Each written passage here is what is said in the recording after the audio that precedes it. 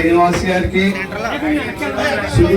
వచ్చి ప్రజా సమస్యలను అడిగి తెలుసుకొని ఇక్కడికెక్కడే స్పాట్ లో నిధులను ఏర్పాటు చేసే సత్తా దీనికి ఉన్నది.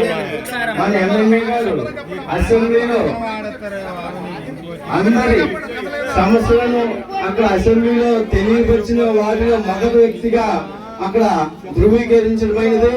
అందుకు కాబట్టి మన ఎమ్మెల్యే గారు అడిగిన నిధులన్నీ కూడా వెంటనే ఎక్కడా తగ్గకుండా అడిగిన దానికంటే ఇంకా ఏం కావాలని మళ్ళీ ప్రశ్నించి నిధులు ఏర్పాటు చేయడమైనది. ఈయన ఒక రైతు బిడ్డ అయి ఉన్నాడు. ప్రజల కష్ట సుఖాల్లో పాలు పంచుకుంటూ అలాగే ఆధ్యాత్మికంగా కూడా సేవలు అందిస్తూ అందరి హృదయాల్లో స్థానం సంపాదించుకొని మనకి ఎంతకాలంగా లేని అదృష్టాన్ని మనకి మన ఎమ్మెల్యే గారు ప్రసాదించుకున్నారు. అయితే ఎవరికి ఏ సమస్యలు ఉన్నా ఇక్కడే పరిష్కరిస్తున్నారు. అది ఎక్కడికో వెళ్ళి మనం చెప్పక్కర్లేదు. అయితే మన వారు అందరూ కూడా ఒక క్రమ పద్ధతిలో చేసుకుంటే బాగుంటది. మా గ్రామంలో గడ్డమాడి చెరువు ఒకటి ఉండేదండి.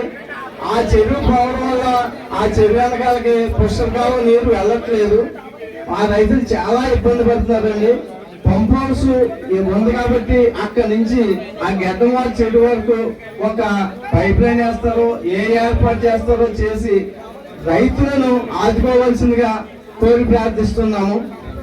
అదే రకంగా కొండయ్య చెరువు కాడ నుంచి వినాయకుడి గుడి వరకు కూడా మన కూటమి ప్రభుత్వం వచ్చినప్పటి నుంచి కూడా రెండు వైపులా డ్రైనేజ్ వేసి ఆ ప్రమాదాన్ని తప్పించమని మీకు విన్నవించుకోవడం జరుగుతున్నది సార్.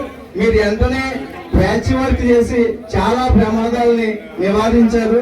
అదే రకంగా కొండయ్య చెరువు అది ఎదురుగుంట వద్ద ప్రదేశం వద్ద అది రౌండ్ గా ఉందని రోడ్డు. ఆ రోడ్డును తిన్నగా చేస్తే ప్రమాదాలు చాలా అరికట్టవచ్చు. బళ్ళు కానీ కోర్లు కానీ స్ట్రైట్ గా చెరువులోకి పోతున్నాయండి. అక్కడ అది కూడా ఏర్పాటు చేయవలసిందిగా కోరుచున్నాము.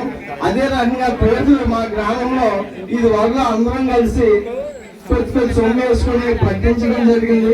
మరలా ఇంకా ఎక్కువగా కోతులు విపరీతంగా కనీసం వారానికి ఇద్దరైనా కలిసేసి చాలా భయప్రాంతం చేస్తున్నాయి. నలుగురు ఉంటేనే గాని ఇళ్లలో వచ్చిన కోతులు బయటికి తోలడానికి చాలా ఇబ్బందికరంగా ఉంది. నీళ్ళు వస్తాయి. ప్రస్తుతం ఈ కాలంలో నీరు ఆకుపడి తడపడానికే చెరువులోకి ఉపయోగించుకోండి.